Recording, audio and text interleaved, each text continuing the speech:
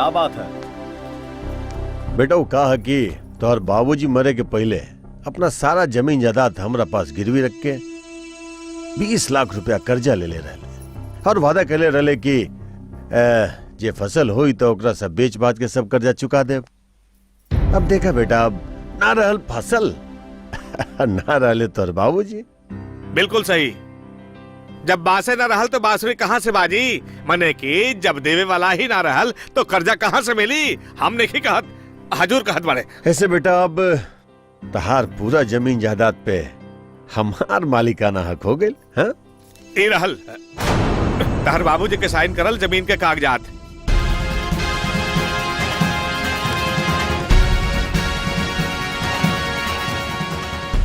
हमके मालूम बा कि हमारा बाबूजी के कर्जा लेवे के कोनो जरूरत ना रहे, काहे कि अक्सर उनसे बातचीत होत रहे। और वैसे भी हमारे बाबूजी पढ़ल लिखल रहा, से ही अंगूठा के निशान नकली है। मतलब ये अंगूठा के निशान नकली बा? हाँ? तो हर बाप ले लक असली रुपया और दे ले ससुरा नकली अंगूठा के निशान। हाँ? हजूर बूझ ली कि इनकर बाबूजी अंगूठा के निशान ना दे गईले, बल्कि जाते जाते रहुआ के अंगूठा दिखा गईले। हाँ।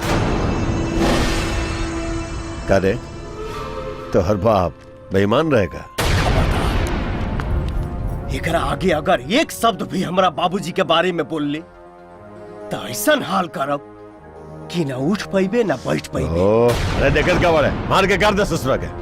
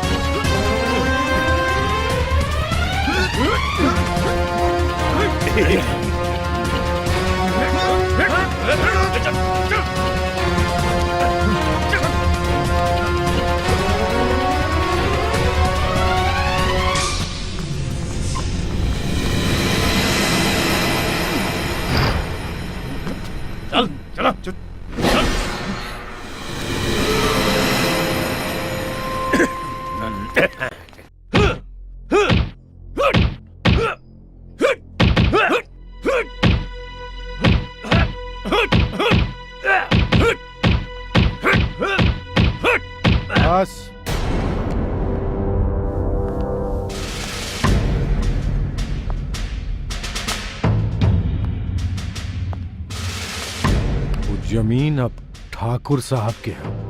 यदि ओ तरफ मुंह करके भी खड़ा भइले त तोर ऊ हाल करब कि पता न चली काल तक तोहरा शरीर में मुंह रहे तक केने रहे।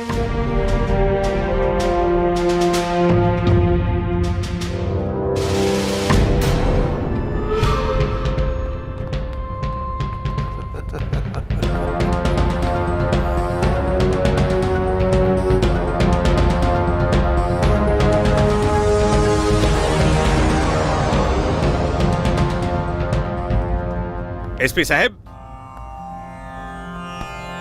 ई रहल राउर हिस्सा 20 लाख रुपया। आज हम अपने आंखी से देख ली हनी कानून के छांव में अपने बाप के कातिल के असली चेहरा। बाकी एक बात तोहनी के याद रखी हसन, जौना दिन हम यहाँ से छूट गई वही दिन हम तोहनी के दुनिया से छुट्टी दिला दी। और जिंदगी के खैर मनाओ, कहे से कि हमारा हाथ से आज तक न कोनो क्रिमिनल बच सकल न छूट सकल।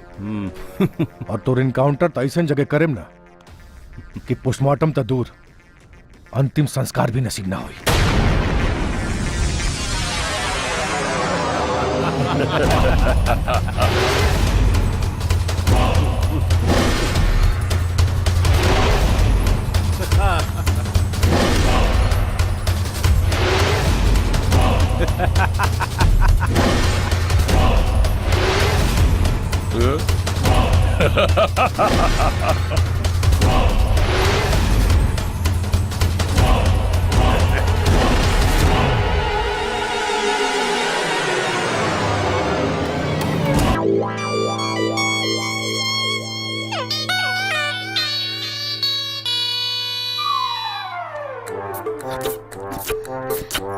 जय गुरुदेव। प्रणाम बाबा।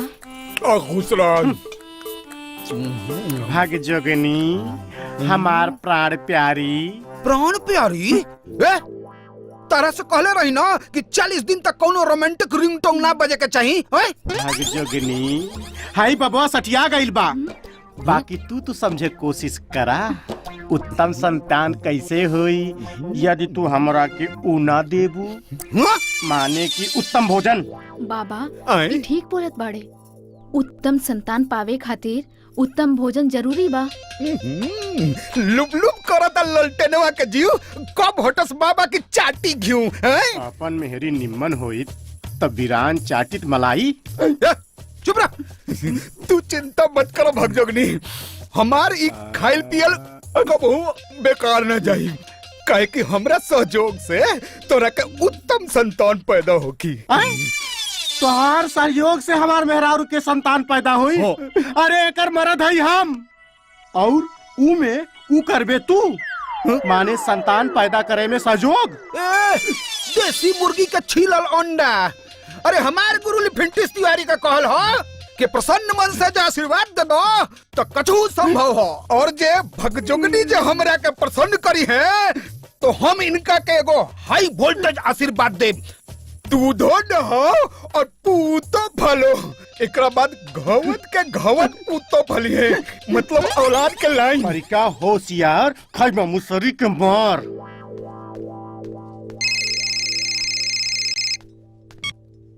हेलो हेलो साहेब, लाकअप से भाग गए साहेब। का? हाँ साहेब। ठीक बा, हम वही आवत नहीं। जी साहब।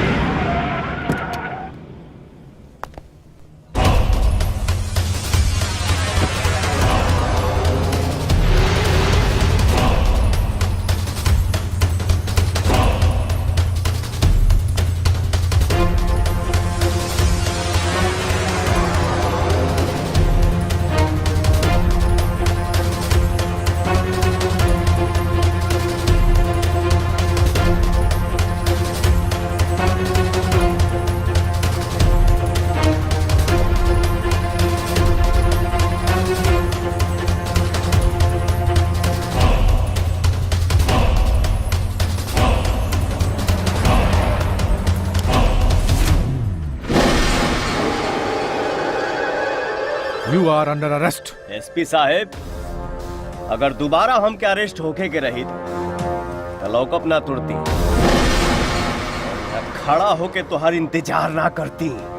एक गोली, बस एक गोली मारे ना तो ये दुनिया से तो नामो निशान मिट जाए। हम सिलेट पर लिखल का कहारा ना आई, जौना के थूक से केहू मिटा दे।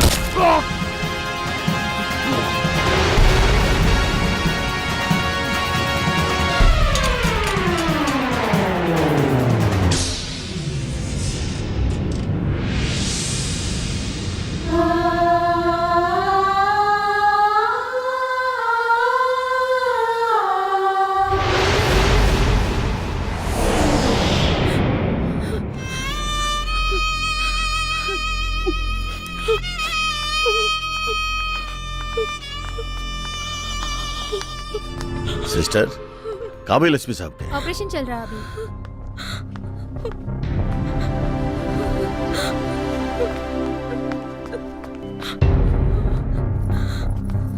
बेटी रोवो मत, धीरज रखा, दामाद जी बिल्कुल ठीक हो जाइए। बस चाचा, अब बस। कब तक धीरज रखी हम? कब तक? रउआ लोगन के काला धंधा के हम आज तक चुपचाप देखत रहनी। धीरज रख के हम अपना पति के गलत काम में भागीदार बनत हमेशा देखत रहनी। धीरज रख के हम अपना जिंदगी की खुशी में बाप की जहर मिलत देखत रहनी। कब तक धीरज रखी? बताएं, कब तक?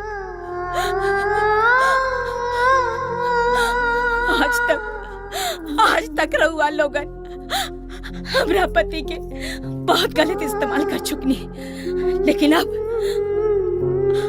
अब हम ही ना होके देम। हम अपना पति के ये पाप के दुनिया से अलग करके रख लेम, अलग कर लेम। डॉक्टर साहब, अब कैसन हालत बा उनकर? हालत मैं क्या बताऊं, कुछ ठीक नहीं है। ऑपरेशन तो हो चुका है, बट कंडीशन खतरे से बाहर नहीं है। जब तक पेशेंट को होश ना आ जाए तब तक हम कुछ नहीं कर सकते। सॉरी, और वैसे भी हमारे हाथ में कुछ नहीं है। अब तो बस भगवान की प्रार्थना करिए।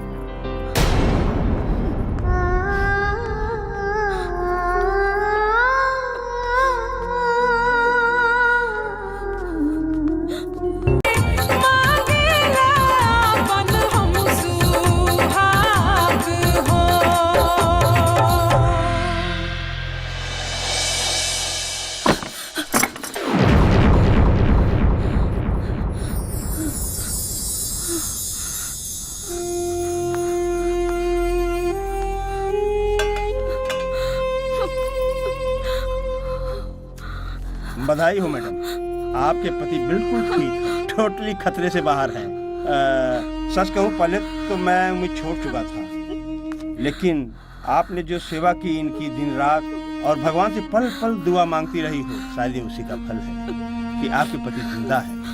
ओके।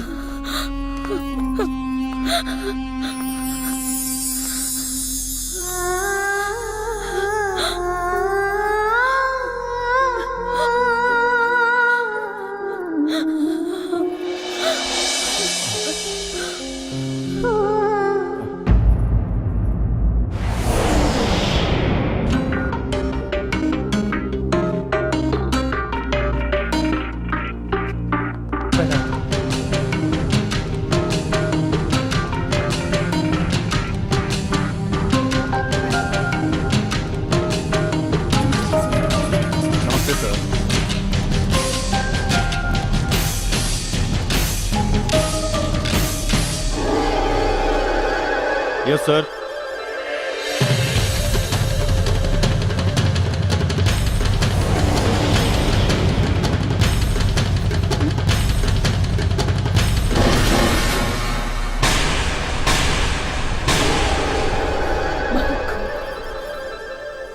जौना भारतीय सेना के वीरता के आगे सारा जहां अपन सिर झुकावेला, उहे वीर सेना के एगो सैनिक आपन भेष बदल के एगो घायल और निहत्था आदमी के जान लेके आपन बहादुरी के सबूत देवे जा रहल बा। तोहरा अपन पति के बेबसी और लाचारी लौकता, लेकिन हमरा बाप के ना,